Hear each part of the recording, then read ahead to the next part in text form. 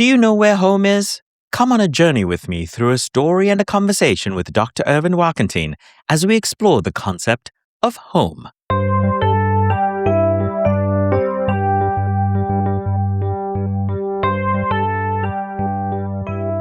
Welcome to Tales Under the Cat Tree. I'm your host, Dupes, and these are tales by humans for humans. After all, words and stories are what give meaning to the worlds we live in.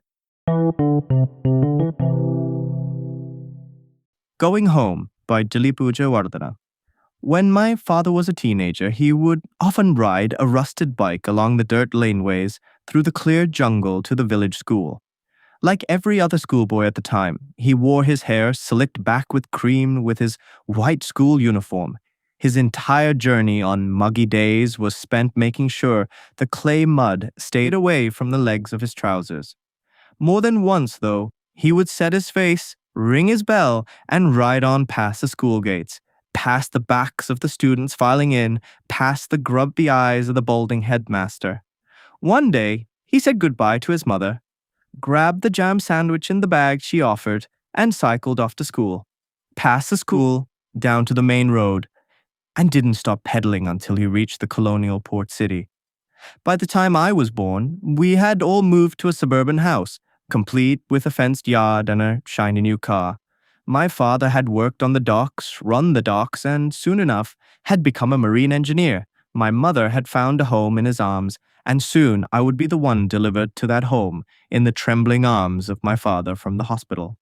As I grew older, I ran our yard ragged, first laying tracks with my little feet, later stripping the grass riding my training bike, as my father sat on the steps with whoops of encouragement.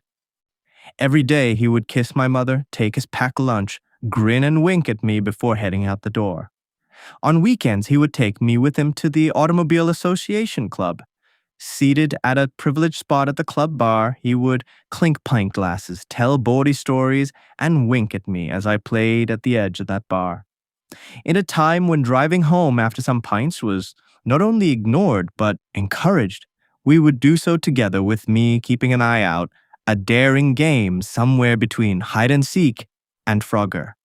One day, he kissed my mother, took his packed lunch, hugged me close, and pressed a letter into my hand.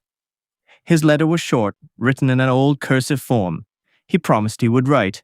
He would make sure that I didn't want for anything, and he would bring the world home. He promised he would come back home.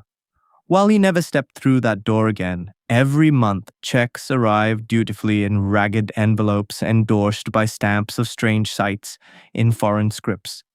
Every birthday came a letter, complete with toys, curios, and later on, extra money for me. The letters told of his adventures, his friends, and life lessons for me. I dreamt of my father as if he were a character in a Saturday morning cartoon, battling pirates off the shores of Madagascar and riding manta rays in the South Pacific. I graduated at the top of my university class, and the letters noticed, the cursive more excited, spilling happiness from somewhere out there in the world. I always read the letters only after I had rescued them from under my mother's spattered wine glasses. She passed away shortly after my graduation on a winter day, sooner than any one of us wanted, but probably should have expected. For a brief few months, the letters ceased, as if observing a moment of silence. A large amount of money arrived with a letter over the sea the week I married, enough for a down payment that I didn't need for a childhood home that still surrounded me. Teddy bear-shaped letters arrived to herald the birth of my son and subsequent birthdays. And still afterwards, the letters came, though now there was a flowing river from the mailbox of the basement where they were stacked, crisp and unopened. The final letter was not borne by a mailman, but the professional knock of a nurse at the door to our home.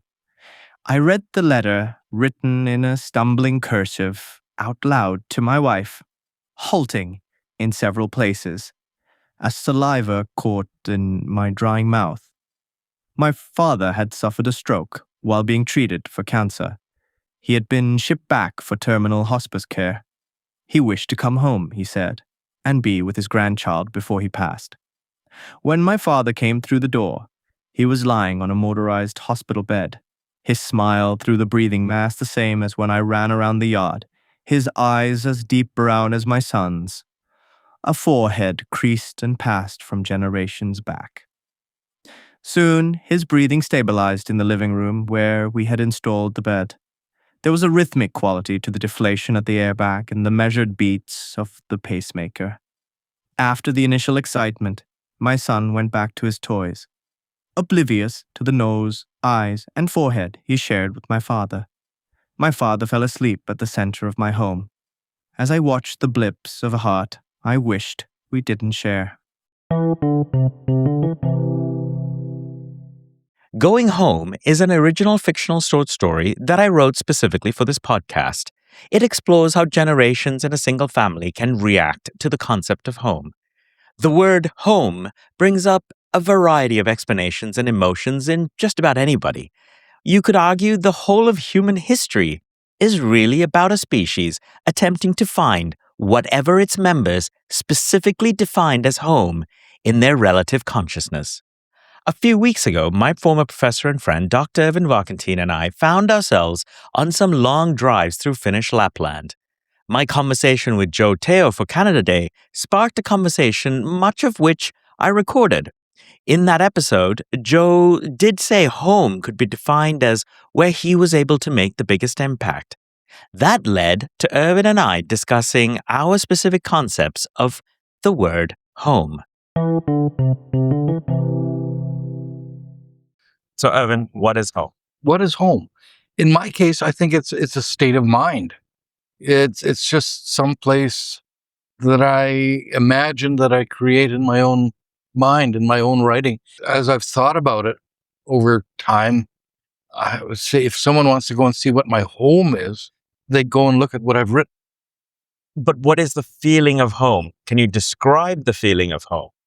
I suspect, in my case at least, it's a simple feeling of comfort, of perhaps of revelation. And I think that comes with the comfort. I talked about my writing. I've revealed something there of myself, whether it's fictitious or not. And somehow it demonstrates a feeling of comfort that I might have with another person. Where did you first feel at home? Where you really felt like this is home and this is where I belong? This is whatever that feeling of home for you happens to be. I've always felt incredibly uncomfortable everywhere. I've never been happy to be in one place. And this is going to sound kind of corny, but I think the first place that I really felt at home was the first place that Sylvia and I lived together after we married. And that was a place in Winnipeg. It was a place that I could feel at home. It was my place that I had some influence over, where there was somebody there to whom I wanted to come home to. Have you felt at home ever since then? I think I've been uncomfortable since then. But the one constant has always been coming home, and coming home to wherever she happened to be. Well, I think this is why we have to actually separate between home and the place you live. So we tend to, in English, we tend to use the word home to designate the house. Yeah. We designate the place, the city, the location. We designate it as the country. We designate it as a feeling. It is every one of those things. And so when I ask someone, where is home? Am I asking, where are you living? Where you're feeling comfortable? So when you think about the word definition of home, what is the definition of the word home? The definition of the word home is simply a place where I feel comfortable, where I don't have to put on airs, where I can be myself, where I can react in ways where I don't have to worry about what society is going to make of that or think of that. It's a place of maybe lack of judgments, not judgment, but judgments of who I am or what I've just said or what I've just done. And so it's really this place where I'm with the person that makes me feel comfortable. So when I talk about going home, I'm talking about a place where Sylvia has made a home for me. Maybe I'm of this earlier generation where we have perhaps a little bit more of a conservative view of what that might be. For us, it was always Sylvia made the home for us. And I went out and I created the means for her to create that home, to create that place. Now, she could create that place anywhere. It didn't have to be in Winnipeg. It didn't have to be in a particular apartment. It didn't have to be in St. John's. It didn't have to be in Berlin. But wherever she goes, there's something that she does that makes me want to go back there. And part of that is that because she's there. She creates things in this place that for me, I can't find anywhere else. For me, home is an abstract construct, as it is for you, as for I think it is for everybody. But home is not that. It is not where I am the safest, because I feel safe here. I feel safe in many places. It is not the place of the people or the person I love, because those people and person and everyone are in different places. It is not the place where I'm going to get kicked out of wherever it is. That doesn't seem to be the reason. As I told you earlier, if I had said that Newfoundland was home because it was the first place in my life where I would not necessarily be kicked out, that is not true, because I was there on a student visa and yet it felt home. Mm-hmm. What I think for me has become the word home is and it isn't a feeling of being comfortable in where I am. I don't think it's that. I don't think it's political. I don't think it's societal. I don't think it's natural, as in nature. I think for me, it is the place where I choose to have freedom with my thoughts, maybe lack of judgment, but I don't really care if other people judge me, and never have, never will. So that can't be it. So I'm having trouble putting into words exactly what that is, but it isn't any of those things. And I know that feeling, and I know where I have that feeling, but it is not where I live. Okay. Now, this is clearly something you hold very dear. So why are you having so much trouble defining it? And I'm not suggesting that I'm having... Because I'm crazy. Okay.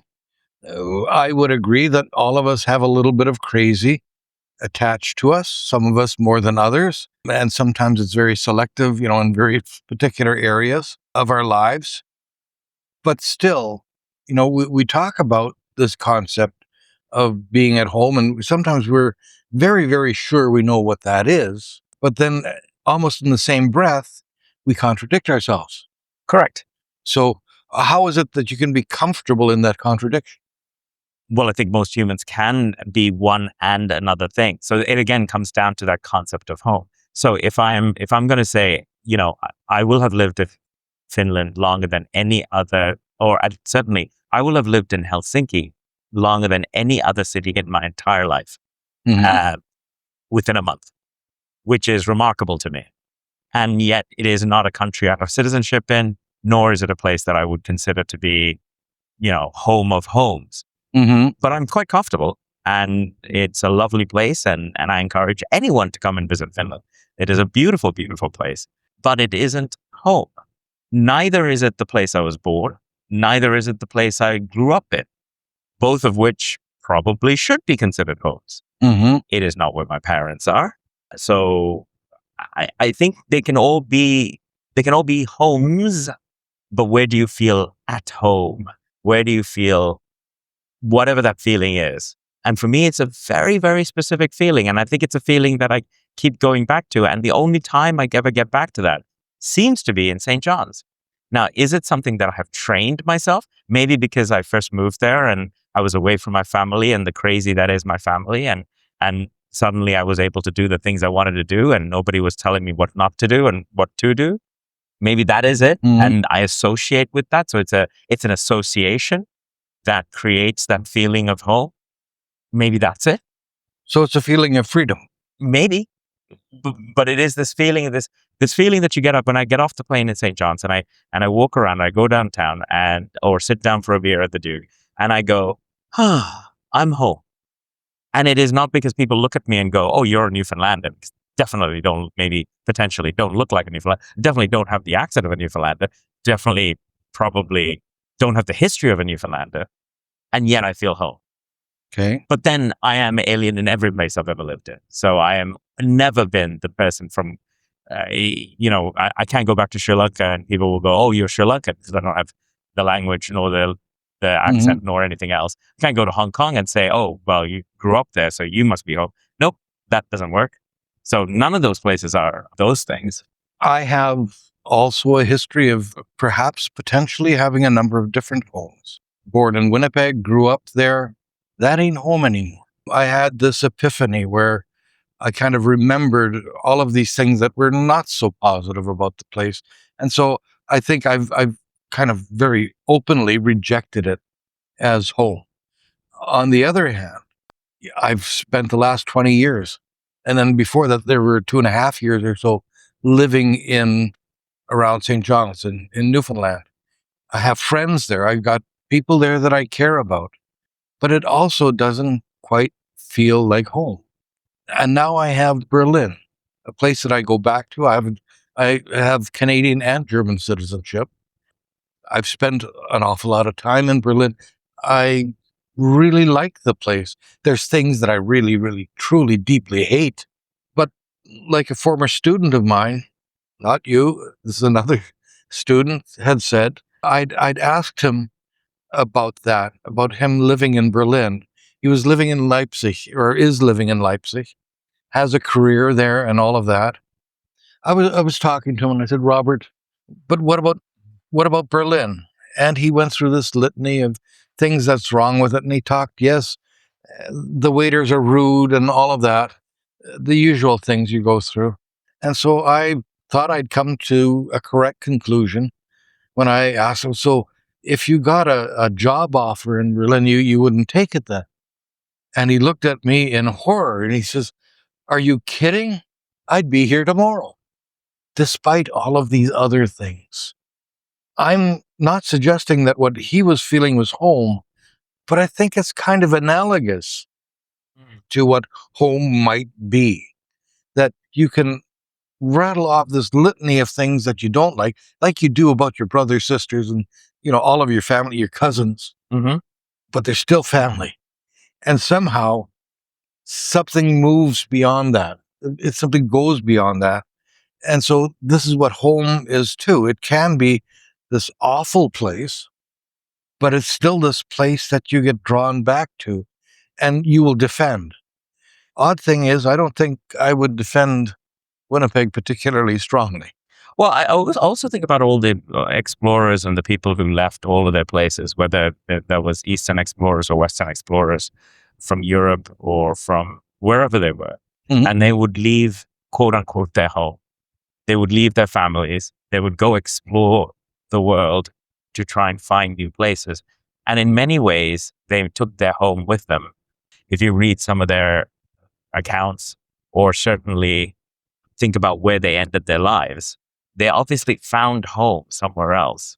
But they would also write about the fact that they missed their home. They missed the people. They missed whatever it was that they wanted to have. So I guess what it really comes down to then is that we are just very uncomfortable souls with itchy feet. Some are not. And I don't think many people actually sit there and question what is home. I really don't think so. I think most people are born, they have their home that they live in. And there's nothing wrong with this. They find what it is they want, what profession they want to do. They find the partner that they wish to have. They have their children, they have their family, they grow old, and they pass on. I don't think there's anything wrong with that. And many don't question that until they are forced away from that. And many times there are people, well, all the time there are people in the world who are refugees, who are seeking a home, who have been forced from their home due to war or famine or pestilence. I can attest to that. I think of the story of my father. My father was born in the Ukraine. And here I'm thinking specifically of a picture that I saw of him as a young boy. And what they did is they listed everybody in that picture. And what I saw or what I heard is I was talking to this little old lady who was from this village, knew all the people in the picture. And she said, "Oh, your father is in this picture." She showed me the picture and I read the book. I said, Where is he? She said, "Well, he's right there." Oh, that. And then I looked at, no, but that's Vanya. And then she stopped for a moment. She says, "Vanya, that's a term of endearment for Eva." Yeah. I said, "What's your father's name?" I said, "Johann, Hans." And she just kind of touched the end of her nose. She said, "Ivan, Vanya." He had become very, very Russian. He even went by a Russian sounding name, which, if you think about it, maybe you won't think it's that unusual. But in the case of these German villages in Russia, you went by your German names. They had started to Russify, as it were. But that home was taken away from him. I found out later that he spoke Russian really, really well. We had a man living on our street when I was a kid. We called him Gichi. He was a gentleman who had come from the Ukraine way, way back when.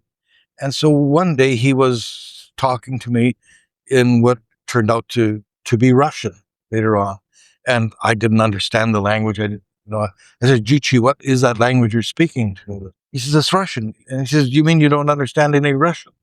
I said, "No, what would I know about Russian?" And so he said, "You mean your father doesn't speak Russian with you?" I said, "No, my father doesn't speak Russian." And then he says, "But your father speaks a very beautiful Russian."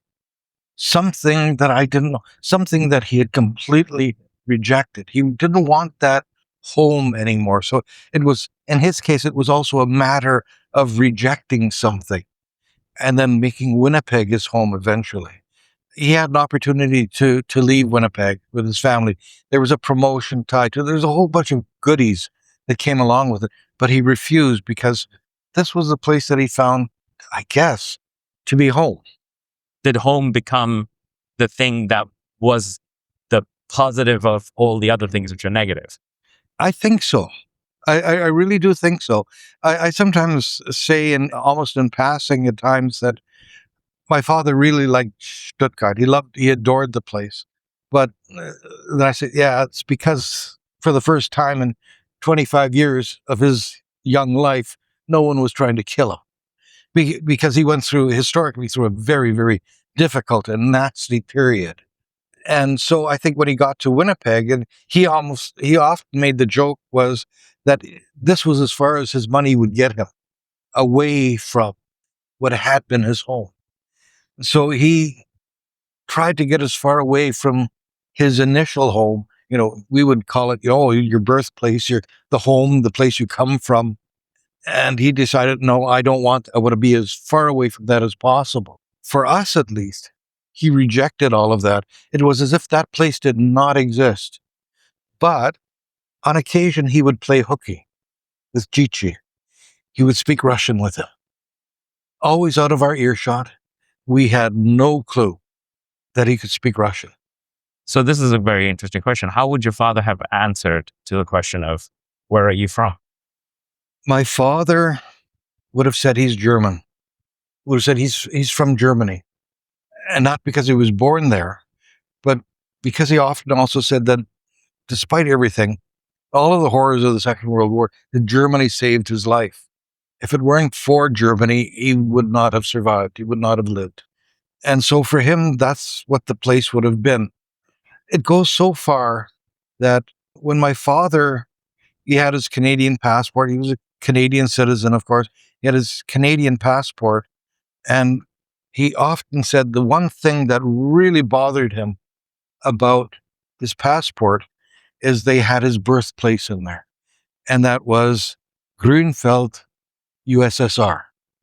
Grünfeld, it was, like I said, a German village. So now they would have, the Ukrainian equivalent of that. And I kind of looked it up on a map. But he did eventually go to the passport. One of the times when he was renewing his passport, he finally asked the person, is there some way that I can take that off of my passport? And they looked at him and said, yeah, absolutely. It doesn't have to be there. Because there's this realization, there's refugees and they don't necessarily want to kind of advertise where they're from. And so they do that. And that's the first thing he did is he had his home, the place that he came from. And he had some beautiful memories from there too, taken off his passport. So that's how far his rejection went of this home that he used to have. And yeah, I think in the end, his home was probably somewhere in the fields of southern Manitoba. When anyone asks an immigrant the question, where are you from? Do you think people are trying to figure out where the person's home is, or is it something else? I think that's really a matter of them trying to figure out how to react to the person or who they're dealing with. Because when you say where you're from, very often that comes along with a lot of baggage, a lot of history, a lot of preconceived notions of us thinking we know something about that person. On the other hand, they are really fishing for ways of understanding the other person. And it's not all negative. I'm suggesting that there's also a lot of positive that goes along with that. That question, where are you from, allows for a lot of shorthand in building a relationship with someone. Because while we talk about them being stereotypes or not always being particularly true, there's a lot of information that we gather from that. For example, what language does this person speak? That's one of the simplest sorts of things. What sort of religious background may this person possibly have? Politically, how do they understand the world? So there's a lot of this kind of really rough information that gets passed on. I'm not saying it's correct, but it's a place at least from which to start building a relationship with a person. So in Sri Lanka, and this was the case when I was a kid, certainly, and you went into a village, and my father was a doctor, so he would often talk to people, and of course, the one of the first questions he would ask, or anyone would ask him, would be, "Wage gama kukhwede," which means, where is your village? But it's more than your village. It's kind of like, where is your family from? Mm-hmm. And so it's a way for the person who you're talking to figure out, okay, who is this person related to? Because in a country like Sri Lanka, where everyone is related to everybody, pretty much, mm-hmm. and the connections you have and the people that you know and the relations you have actually matter and are very deep in society, that is the first thing that you ask. Where is your village? Where are you from? And so it's not unusual, I think, that in any part of the world, the first question that people ask you is, where are you from? Because you want to find that connection. And, I think humans are nosy and they are stalkers, mm-hmm. and they want to know everything and anything about you. But it's not because they're being mean. It's because they want to understand. I think it's really interesting is that I know lots of people who have moved to Canada or even to Finland who get very offended when someone asks the question, where are you from? Mainly because they think that they see something different about you. And I think we are all very different. And I think it's a great thing to celebrate that difference. Now, but here's an interesting thing, though. I choose to answer, where am I from, based on what I think the person wants to know about me in order to connect. Or sometimes I do it out of, I want to change their opinion about me based on the preconception they might have. Mm-hmm. So because I am brown, very often people will ask me where I'm from simply to hear me say that I am from India or Sri Lanka or Pakistan. And I choose actually to say where I believe home is, which is Newfoundland. And that, of course, completely confuses the hell out of people.